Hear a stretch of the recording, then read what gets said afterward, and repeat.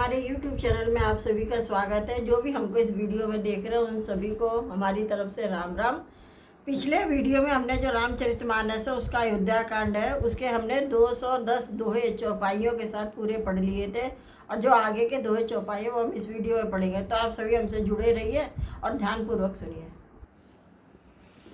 अजिन बसन फल असन मही सहंडाई कुसपाद बस्तर उतर नित सहत हिम आतप बरसा बाद। अर्थात वे बलकल वस्त्र पहनते हैं, फलों का भोजन करते हैं, पृथ्वी पर कुश और पत्ते बिछाकर सोते हैं और वृक्षों के नीचे निवास करके नित्य सर्दी गर्मी वर्षा और हवा सहते हैं। यही दुखदा ढाई दिन छाती भूख न बासर दिन नींद न राती यही कुरोग कर औषध नाई सौ देव सकल विश्व मनमाई। अर्थात इसी दुख की जलन से निरंतर मेरी छाती जलती रहती है, मुझे न दिन में भूख लगती है न रात को नींद आती है। मैंने मन ही मन समस्त विश्व को खोज डाला पर इस कुरोग की औषधि कहीं नहीं है। मात कुमत बढ़ही अगबूला ते हमारे हित कीन बसूला कुल को काट कर कीन कुजन्नु गाढ़ी अवधि पड़ी कठिन कुमंत्रु।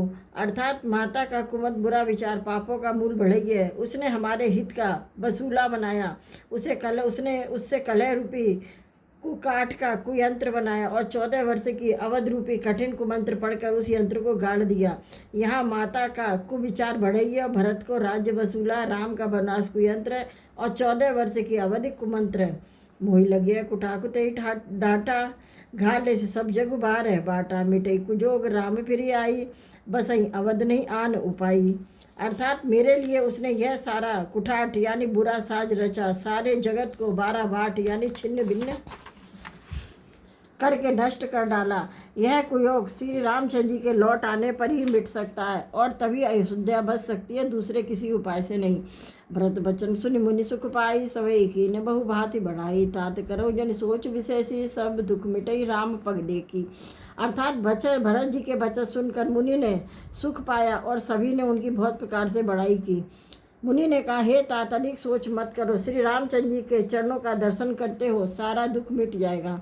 करि प्रबोध मुनिवर कहु अतिथ प्रेम प्रिय हो कंद मूल फल फूल हम देहि लेहु कर छोई। अर्थात इस प्रकार मुनि श्रेष्ठ भरद्वाज जी ने उनका समाधान करके कहा, आप लोग हमारे प्रेम प्रिय अतिथि बनिए, कृपा करके कंद मूल फल फूल जो कुछ हम दे स्वीकार कीजिए।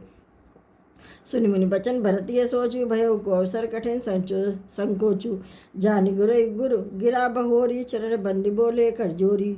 अर्थात मुनि के वचन सुनकर भरत के हृदय में सोच हुआ कि यह बेमौके बड़ा बेढब संकोच आ पड़ा। फिर गुरुजनों की वाणी को महत्वपूर्ण यानी आदरणीय समझकर चरणों की वंदना करके हाथ जोड़कर बोले, सिरदय अस कहे करे तुम्हारा परम धर्म ये नाथ हमारा। भरत बचन मुनिवर मन भाए सुच सेवक शिष निकट बुलाए। यानी हे नाथ, आपकी आज्ञा से सिर चढ़ाकर उसका पालन करना यह हमारा परम धर्म है। भरत जी के ये वचन सुनने मुनि श्रेष्ठ मन को अच्छे लगे। उन्होंने विश्वास पात्र सेवकों और शिष्यों को पास बुलाया। चाहे यकीन भरत पहुनाए कंद मूल फल आनो जाए भले नाथ कई तिन सिर आए प्रमुदित निज निज काज सिधाए। और कहा, भरत की पहुनई करनी चाहिए, जाकर कंद मूल फल लगो। और हे नाथ, बहुत अच्छा कहकर सिर नवाया और तवे बड़े आनंदित होकर अपने अपने काम को चल दिए। मुने सोच पाहुन बड़े नेवता तस पूजा चाही जस देवता सुन रिधि सिद्धि अनिमादि की आई आय से हो सो करही गोसाई। अर्थात मुनि को चिंता हुई कि हमने बहुत बड़े मेहमान को न्योता है, अब जैसा देवता हो वैसी ही उसकी पूजा भी होना चाहिए। यह सुनकर रिद्धियाँ और अड़िमादी सिद्धियाँ आ गई और बोली, हे गोसाई, जो आपकी आज्ञा हो सो हम करें। राम विरह व्याकुल भरत सानु सही समाज पहुना आई करि हरहु श्रम कहा मुदित मुनिराज। अर्थात मुनिराज ने प्रसन्न होकर कहा, छोटे भाई शत्रुघ्न और समाज सहित भरत जी श्री रामचंद्र जी के विरह में व्याकुल है, उनकी पहनाई यानी अतिथि सत्कार करके इनके श्रम को दूर करो। रिद्ध सिद्ध सिर धरि मुनिवर बानी बड़ भागिनी आपहु हनुमानी कही परस्पर सिद्धि समुदाय अतुलित अतिथ राम लघु भाई। अर्थात रिद्धि सिद्धि ने मुनि राज जी की आज्ञा को सिर चढ़ाकर अपने आप को बड़े भागिनी समझा। सब सिद्धियां आपस में कहने लगी, श्री रामचंद्र जी के छोटे भाई भरत ऐसे अतिथि है जिसकी तुलना में कोई नहीं आ सकता। मुनि पदबंदी करे ओई आज सोई आजू होई सुखी सब राज समाजू असके रचे रुचिर ग्रह नाना जय ही बिलो की बिल कही बिमाना। अर्थात मुनि के चरणों की वंदना करके आज वही करना चाहिए जिससे सारा समाज सुखी हो। ऐसा कहकर उन्होंने बहुत सुंदर सुंदर घर बनाए जिन्हें देखकर विमान भी बिलखते हैं और लजा जाते हैं। भोग विभूत भूरी भूरी आगे देखा जिन्हें अमर अभिलाष है दासी दास साज सब लीने जोगवत रहे मनऊ मंदिने। यानी उन घरों में बहुत से भोग और ऐश्वर्य का सामान भर कर रखा दिया जिन्हें देख कर देवता भी ललचा गए। दासी दास सब प्रकार की सामग्री लिए हुए मन लगाकर उन्हें मनों को देखते रहते हैं, अर्थात उनके मन की रुचि के अनुसार करते रहते हैं।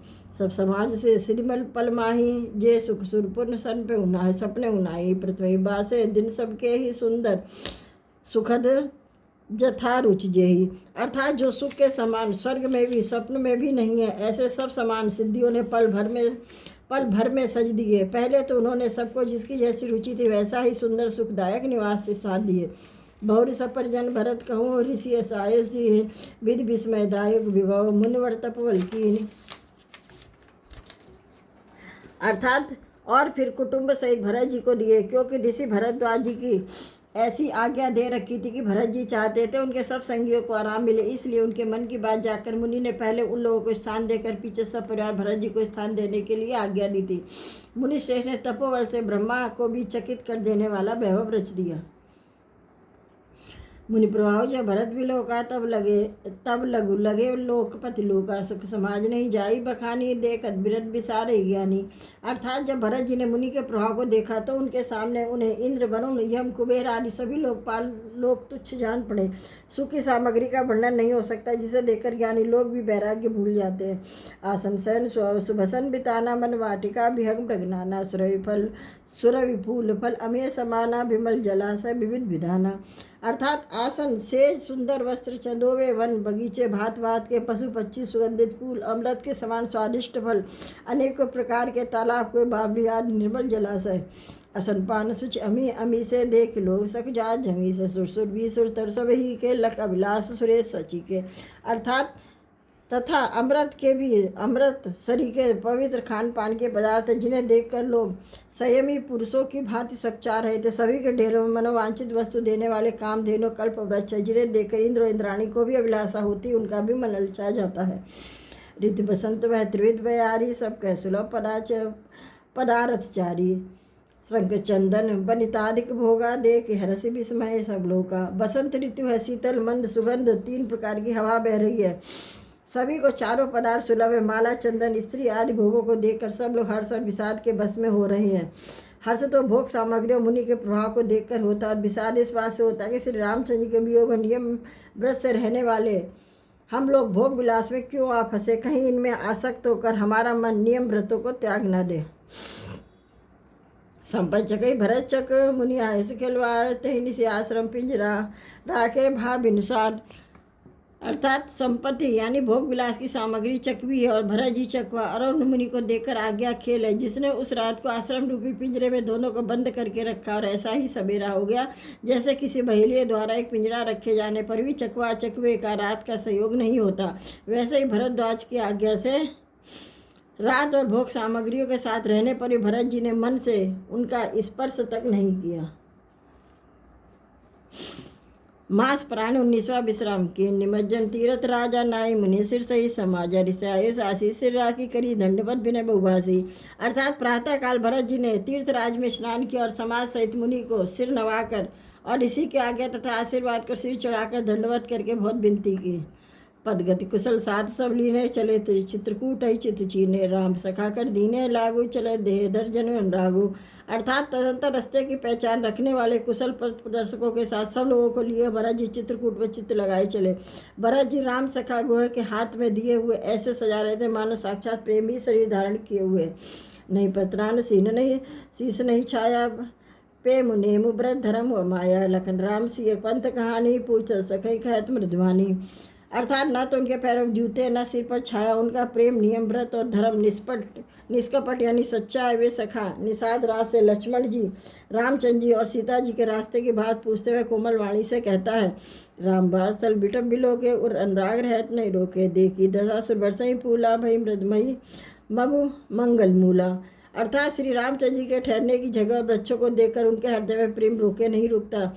भरत जी की यह दशा देखकर देवता फूल बरसाने लगे, पृथ्वी कोमल हो गई और मार्ग मंगल का मूल बन गया।